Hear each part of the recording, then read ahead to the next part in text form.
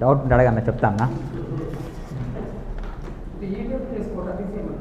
అంటే ఈడబ్ల్యూఎస్ కోట మేము తీయమని చెప్పట్లేదన్నా. అగ్రవర్ణ పేదలకు కూడా ఈడబ్ల్యూఎస్ పెట్టంటున్నాం. 5% ప్రజలకి 5% చాలు. 52% బీసీలకి 52% ఇవ్వని చెప్తున్నాం మేము. మా వాటా పెంచాలంటున్నాం. మండల కమిషన్ రిపోర్ట్ ఆధారంగా 50% సీలింగ్ అని చెప్పి మాకు 27% ఇచ్చారు నా 1993లో సుప్రీంకోర్టు జడ్జిమెంటు. మంచిదే, ఎందుకంటే మేము గౌరవించాం, రాజ్యాంగాన్ని గౌరవించాం, న్యాయ వ్యవస్థను గౌరవించాం.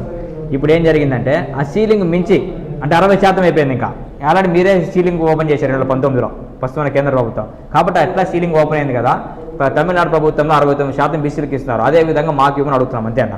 ఈడబ్ల్యూఎస్ టీం అడగట్లేదు. అగ్రవర్ణంలో కూడా పేదలు ఉన్నారు, మేము కూడా చూసాం కాబట్టి మాకు తెలుసు.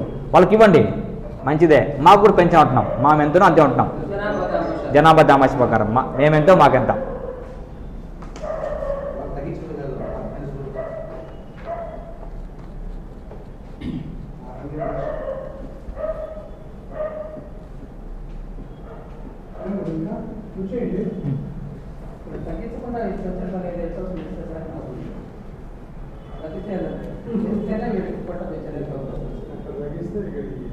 మేము తగ్గిమని అడగట్లేదన్నా.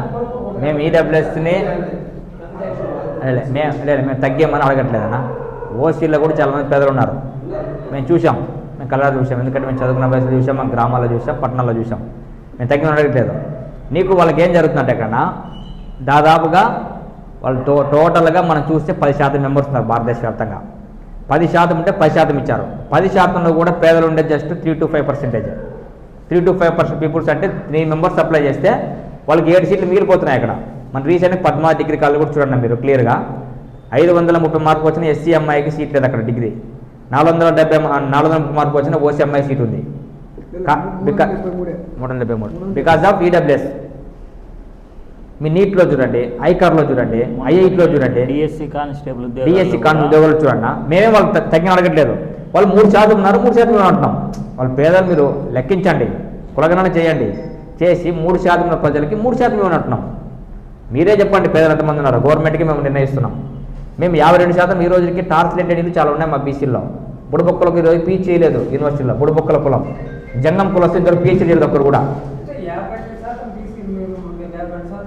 అవునా, అందుకే క్రిమినల్ పెట్టారు కదా. బీసీ క్రిమినల్ ఉంది క్లియర్గా. అక్కడ ధనికులు కూడా రిజర్వేషన్ వర్తించుకోని చెప్పి ఓబీ సర్టిఫికేట్ ఇవ్వట్లేదు, క్రిమినల్ పెట్టేశారు. మన ఓసీలో క్రిమినల్ ఉందంటారన్నా. మేమేం వాళ్ళ కోపం కాదన్నా. నా క్వశ్చన్ అర్థమే ఉంటుందా మీకు, నా ప్రశ్న కూడా. ఆ క్రిమినల్ క్లియర్గా పెట్టేశారు. క్రిమినల్ ఇప్పుడు ఎస్సీ ఎస్టీ కూడా చాలని ఉంది. నేను చెప్పింది అర్థమవుతుందండి మీకు. Thank you.